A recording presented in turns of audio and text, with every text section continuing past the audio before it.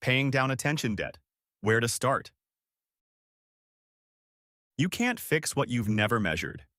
In the three forms of attention debt, we named the ledger, transaction debt, fragmentation debt, and depletion debt. Naming it was the audit. This is the payment plan. One warning before we start. This isn't a list of hacks. Attention debt wasn't accumulated through a lack of tricks. It was accumulated through an environment engineered against you, one small withdrawal at a time. Paying it down works the same way. Not through one dramatic reset, but through deliberate, repeated decisions that reverse the direction of the withdrawal. Start with transaction debt, because it's the fastest to feel. Transaction debt is the easiest form to address first, because the changes are structural rather than psychological. You're not trying to build willpower. You're trying to remove the mechanism that drains it. Batch, don't drip. Every notification is a scheduled interruption pretending to be urgent. Move non-essential notifications, social apps, most email, most messaging, to scheduled check-ins instead of live pings. 2 or 3 windows a day instead of 100 scattered interruptions. Make the phone physically inconvenient during deep work. Not off, inconvenient. Another room, a drawer, a bag across the space. The debt isn't paid by willpower fighting proximity. It's paid by removing the easy reach in the first place. Protect one uninterrupted block daily, even 25 or 30 minutes, where nothing is allowed to interrupt. This isn't about the block itself. It's about proving to your own nervous system that uninterrupted focus is still possible, because after enough fragmentation, that fact itself starts to feel untrue. Then address fragmentation debt, because it requires the first step to work. Fragmentation debt can't really be paid down while transaction debt is still bleeding freely. You need the batching and the inconvenient phone in place first, because fragmentation debt is repaid through sustained, single-tasked attention. The exact thing constant interruption makes impossible. Single task on purpose, not by accident. Close the extra tabs before starting, not after noticing you've drifted. The discipline is front-loaded, not reactive.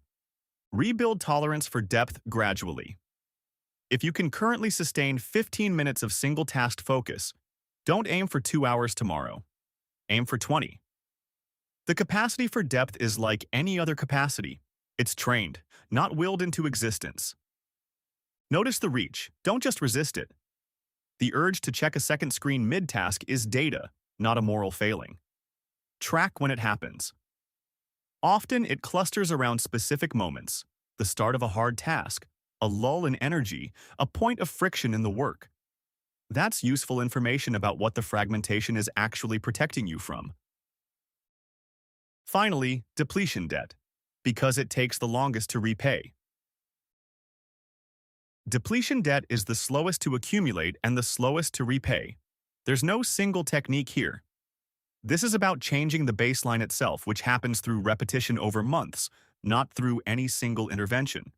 Protect boredom instead of eliminating it. The discomfort of unstimulated time is exactly the muscle that's atrophied. Sitting through 5 minutes of nothing on purpose without reaching for a screen is direct training for the capacity depletion debt has worn down. Track energy, not just time. Depletion debt often shows up as needing more stimulation to feel the same level of engagement. Notice if what used to interest you now feels flat.